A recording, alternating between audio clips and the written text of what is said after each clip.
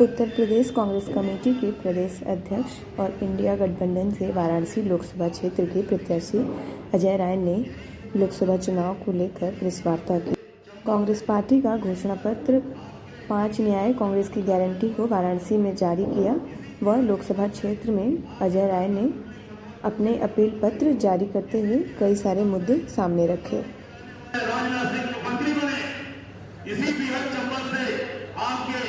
बनारस से लगातार 5 की 5-6 विधायक पक्का समाजवादी पार्टी गठबंधन में है। ये चुनाव हमारा नए संसद और मोदी जी इस बार हारने जा रहे हैं और दिल्ली की कुर्सी बहुत दूर से। मैं बहुत बधाई देता हूँ। जो महाराष्ट्र लग रहा था उसको गुजरात लेकर चले गए, क्या वो बनारस नहीं आ सकता था? मैं पूछना चाहता हूँ।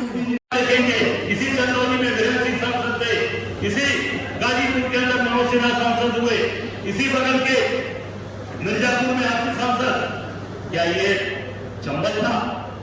आपने चंबल को चमन बना दिया। चंबल वाले लोग वो सब भारतीय जनता पार्टी के विधायक हो गए, एमएलसी हो गए, सांसद हो गए, जितने लोग थे वो भारतीय जनता पार्टी के अंदर बैठकर वो आराम से आपकी सत्ता का मजा ले रहे और उन्हीं के आपके संरक्षण उन्हीं को पढ़ रहे थे। क्या इसी चंबल में कल्याण सिंह जी भी तो सीएम हुए थे? इसी चंबल के कल्याण सिंह, क्या उसको आप बाहर मानते हैं? आप बताइए भाइयों, कल्याण सिंह हुए, राम प्रकाश गुप्ता हुए, राजनाथ सिंह हुए, इसी चंबल में आपके यहाँ के उपस्थित हमारे सभी कार्यकर्ता साथी, पत्रकार भाइयों बहनों, छायाकार भाइयों और बहनों साथियों, आज प्रत्याशी के रूप में मैं पहली बार आप सबसे रूबरू हो रहा हूँ।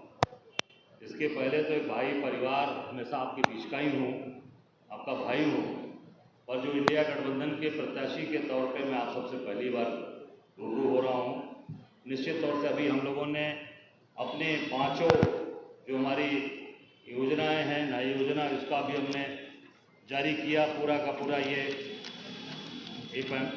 पत्र जारी किया है और ये काशी के लोगों से जो अपील की हम लोगों ने वो आपके सामने हमने जारी किया है।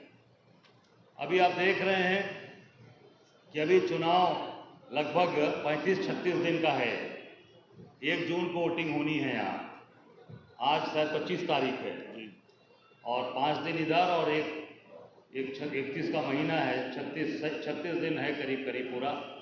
तो 36 दिन पहले आप देखिए कि आज भारतीय जनता पार्टी की बेचैनी आप देखिए कि अभी गृह मंत्री और इनके पूरे भाजपा का पूरा अमला, मैं सुनील बंसल से लेके डिप्टी सीएम से लेके और मंत्री से लेके सारे लोग बनारस के अंदर कैंप कर गए और आके कार्यालय का उद्घाटन करके बड़ी बड़ी झूठी बात बोल कर गए। सबसे बड़ा प्रश्न इसमें यह उठता है कि आपके जब यहाँ पर प्रधानमंत्री जी ने, यहाँ के सांसद ने इतना काम किया है, इतना काम किया है, इतने लोगों को रोजगार दिया है, तो इतने परेशान क्यों हो भाई? तब तक केवल नामांकन करो और चले जाओ, तो काशी के लोग फिर चुनाव जिताकर आपको भेज देंगे, सर्टिफिकेट चला जाएगा। आज इतनी परेशानी क्यों है, इतना माथे पर बल क्यों है? या परेशान हो क्योंकि कार्यकर्ताओं को आप फोन कर रहे हो, आपका कार्यकर्ता फोन नहीं उठा रहा।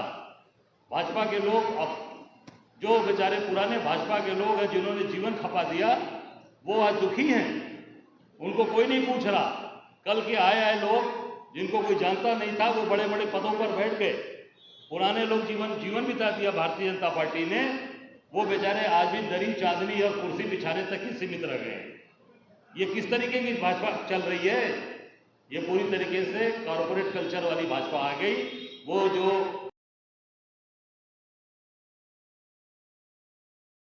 जन्म स्थान है यही मिर्जापुर में लेक्चरर प्रोफेसर थे, क्या वो भी चंबल के रहने वाले आज रक्षा मंत्री हैं? इसका भी जवाब देइए। और तो और बनारस के अंदर जिस तरीके से आपने बनारस के लोगों को ठगा, आप उठाकर देख सकते हैं।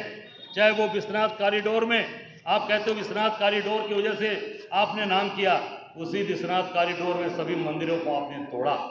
शनि भगवान का मंदिर विग्रह तोड़ दिया गया, लक्ष्मी नारायण जी का जो मंदिर था, जो मूर्ति थी, जो एक ऐसे पत्थर से बनी थी जिसपे सोना घिसकर उसकी असली और नकली को देखा जाता है। कसौटी पत्थर से लक्ष्मीनारायण जी का मंदिर था, उसे तोड़ा आपने। अमुक्तेश्वर महादेव जो बाबा विश्वनाथ के गुरु कहे जाते हैं, उनका मंदिर तोड़ा आपने। भगवान विश्वनाथ की कचहरी को तोड़ा आपने। माँ पार्वती की मूर्ति को तोड़ा आपने। मां अन्नपूर्णा की मूर्ति को तोड़ा आपने। और तो और जो हिंदुस्तान के अंदर 3 अक्षय वट वृक्ष का इतिहास है, उस एक अक्षय वट वृक्ष का इतिहास मोदी जी ने बनारस की धरती, बाबा विश्वनाथ की धरती से, बाबा के स्थान से सदा सदा के लिए नामो निशान मिटा दिया। अक्षय वट वृक्ष को बोटी बोटी आरी से काट कर फेंक दिया गया। 2 वट वृक्ष बचे जहां गौतम बुद्ध को ज्ञान प्राप्त हुआ था। वो कौन सा? बोध गया में। दूसरा वट वृक्ष जो हमारे प्रयागराज में संगम नगरी में, जो जिसको किले में जाकर मोदी जी ने हाथ जोड़कर नमस्कार किया था। और सबसे पुराना वट वृक्ष जो बाबा विश्वनाथ के दरबार में अक्षय वट वृक्ष, जिसको हमारी सावित्री वट पर महिलाएं नाश किया। काशी उस पर आपको माफ करेगी, काशी आपको माफ करेगी। आपने जो बंदरगाह बनाया 10,000 करोड़ का, हल्दिया से लेकर प्रयागराज, रामनगर में वो सफेद हाथी की तरह खड़ा है।